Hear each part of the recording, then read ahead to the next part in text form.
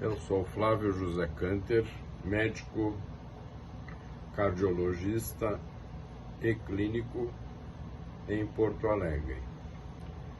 Eu tenho acompanhado o trabalho do professor Wilson Heidenfelder por um período razoável de tempo. Tenho participado de algumas atividades dele junto a estudantes na Faculdade de Medicina de Campos, e acho de suma importância e conduzido com muita competência a área que ele tem desenvolvido, estimulando o desenvolvimento de uma melhor capacidade de comunicação, de empatia, de entendimento das relações entre profissionais de saúde e os pacientes.